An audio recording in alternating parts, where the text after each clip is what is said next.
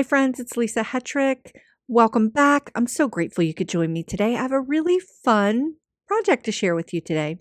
I have a little thing for flutters and winged things. I have a personal story about flutters that, if you've been following me for a while, you may have heard it before. When my mom passed away, it was quite sudden, and I had stepped outside. It was in March of 1998, and I had stepped outside to kind of reflect on what was happening. And in that moment, a blue butterfly landed on my nose. And it was March, and it was freezing, and it was a really healing moment for me. So I've carried that with me for many, many years. And flutters have shown up in my work over and over again for many years. So I decided for the 100-day project this year that just started on January 31st that I was going to paint some flutters and just kind of learn a little bit about them. And I wanted to play with color as well. So I have this book because, like I said, I'm a little into butterflies, and I have this book called The World Encyclopedia of Butterflies and Moths. I love it because I just love flipping through the pages, and I love learning more about these beautiful, beautiful creatures that just delight me and bring me so much joy and healing. So I decided I was going to use this book as my reference for painting them in the sketchbook for the next 100 days and just enjoy the process of painting for at least 15 minutes a day and just taking a deeper dive into all of the different colors. Now, some of these I may never see in my lifetime, but I at least get to have a joy-filled moment painting them. So I'm going to do a quick run through of the supplies. This is a sketchbook from Arteza. It's 8.25 by 8.25, and it's got a linen cover. And it's not my favorite sketchbook. It's 110 pounds, but you know what? I had it in my stash. I pulled it out and I decided this is what I was going to use. Now the camera's picking it up with a little bit of a moire pattern in the linen. So sorry about that if it's bothering your eyes. So the sketchbook is perfectly wonderful just to do a little bit of testing with. Also, here's another one from the Handbook Journal Company. This one is 300 GSM, which is 140 pound. Both of these aren't 100% cotton, which usually is something I absolutely must use. So I'm challenging myself to just kind of play in these two sketchbooks and see where it takes me. I'm going to be using various brushes, but for this week and what I'm going to show you in this flip through, I'm using my silver black velvet brushes. And again, all of the supplies that I'm using, and I'm keeping it very simple, will be listed below in the description. The whole point of this project for me is a daily exploration of flutters and color and joy, pure joy in painting. I'm also challenging myself to pull out all the different watercolor palettes that I own and that I've either abandoned for a while. And, I just want to get them out and play instead of using the same brand all the time. So I'm just going to do a quick run through. This is my Daniel Smith palette. And the funny thing about this is it's in an old Schmincke tin. My Daniel Smith watercolors used to be in this funny, gorgeous little wooden box. And one day, recently in January, actually, the box broke and flew across the room, and all my little pans went flying everywhere. So I needed to kind of find a new home for them. So I've got a ton of tube Daniel Smith, but these are my pans, and I just wanted to play with them a little bit, so I got them back out to play with them. Now, these two sets are from Schmincke, and this set right here is is older, very well, not very, very old, but older. I've had it for maybe 15, maybe longer years, and it was my first artist grade watercolor set, the Schmincke Horadam. And I'll be honest, I abandoned it because I had a lot of trouble working with the brand. It's very buttery and beautiful and highly pigmented. And when I was practicing, I wasn't getting the effects that I wanted to get. So I kind of abandoned it for a while. So I've been bringing it back out and finding joy in using this set. Look at these colors. They're absolutely gorgeous.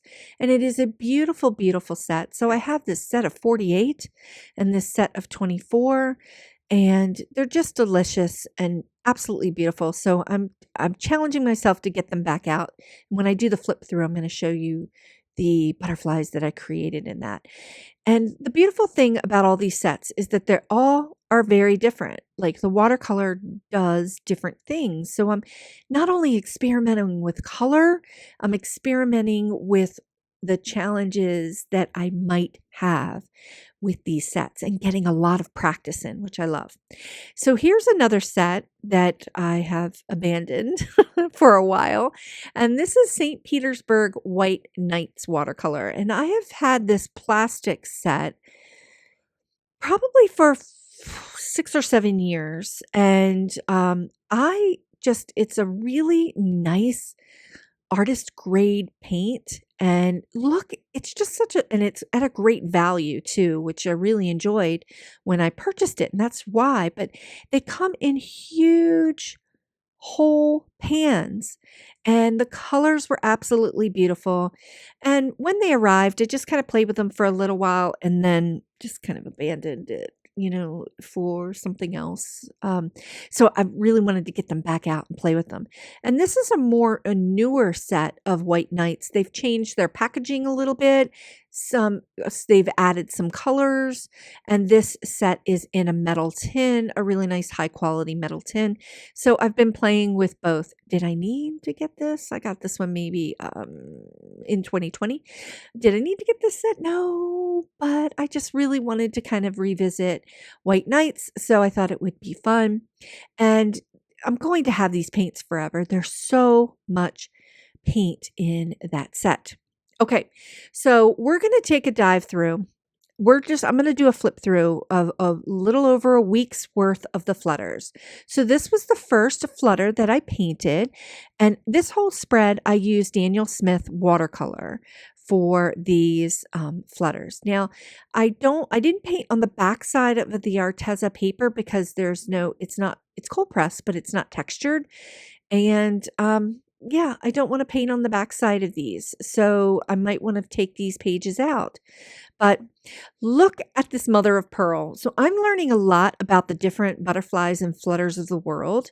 So I want to show you the mother of pearl in the book. So this is my reference. And look at all those beautiful colors. We've got pinks and roses and greens. And I'm not painting everything exactly. I'm not going for precision. I'm going for joy and experimenting with color. So it's a little bit more of approaching this project from an abstract way and letting color flow into each other as I'm learning all the different things and reacquainting myself with these different watercolor palettes. So I'm just having a lot of fun with this. So let's just go ahead and flip through. On this spread, I used the Schmincke watercolors for these Flutters. And with this orange tip, it was fun trying to preserve those whites. And that blue Tamora, she's just kind of wonky. Lots of neutrals to come, and I am challenged with neutrals, so I'm really challenging myself. This is the Pipevine Swallowtail and a Julia, and I used the White Nights watercolors. They're really super transparent, and look at that granulation. Look at these violets and blues just kind of coming together. It was mesmerizing working with these paints. I just really enjoyed working with them and just kind of splashing my way around my colors with my wet into wet techniques, which I love doing. I used the Schmincke watercolors for the Julia. I thought I used White Nights, but no. I really wanted to focus on the buttery pigments in that transparent orange and just kind of let that yellows and oranges come together for this beautiful, beautiful butterfly. Okay, the Silver Emperor and the Malachite. I used Schmincke I believe I used Schmincke. I used a combination for these two. I used Schmincke and White Knights because I wanted them to kind of intermingle and play. And I also love that May green color that's in the White Knights. There's also a May green that's pretty intense in the Schmincke color, but in the color palette. But I really just wanted to, in that Malachite, just kind of get that green, bright, fluorescent kind of look and feel. This spread of Flutters challenged me because I don't dig the neutrals and the browns and the sepias. And a lot of Flutters have a lot of browns and neutrals and sepias in them. So it can be super challenging. So I was really working on color blocking and how to not muddy down my painting with the neutrals and just get a little more comfortable using them. Okay, so the next flip, let's get to the next flip through. And I think this might be my favorite spread. I don't know. I really like that Pipevine Swallowtail, but this is the Crowned Hair Streak. I love how sassy this flutter is and all of the different line work in this flutter. And I use the Schmincke watercolors and the turquoises and the blues and all that granulation in here, and also the indigos to add that extra texture around the edges of the flutter. Now, this is the large emerald. Love this moth. I was really super challenged with this one because I wanted to get, it's very abstract, but I wanted to get all those greens and blues. Okay, so this one, I'm not really sure where I was heading with this one this week. I'm just calling her Fiesta. She's just kind of a Fiesta mess of me playing with White Knights and experimenting with colors, and some things got a little muddy, and I also had some cut paper art that I was playing with, and I just wanted to have fun. So she's just something I made up in my imagination and just decided to paint her. Okay, so this is the double spotted blue line. Holy smokes. I'm kind of obsessed with the violets and the cerulean blues that are in the White Knight set. I'm super obsessed with the granulation that happens. I've got some neutrals in here. Again, trying to work in those neutrals that I struggle with, but I really love the way this one turned out. I just dig it. Oh, so cool. So I'll be starting my next ones and working through this book. And I'm just kind of digging this project. I'm enjoying it. I'm hoping to come to you every week with a little bit of a flip through of where I am and how many flutters I've painted. And I'm giving myself a lot of grace for this project. If I miss a day, I'm just going to pick back up the next day. If you're interested in painting some whimsical and wonky flutters in watercolor, head on over to my classroom at craftyourjoy.com and use the code CraftYourJoy to get $5 off this course. Thanks so much for watching. Please consider sharing the joy by liking this video and subscribing to this channel. And you can take a look at some of my other card and watercolor tutorials right here. Again, I'm so grateful you could join me, and I'll see you next time.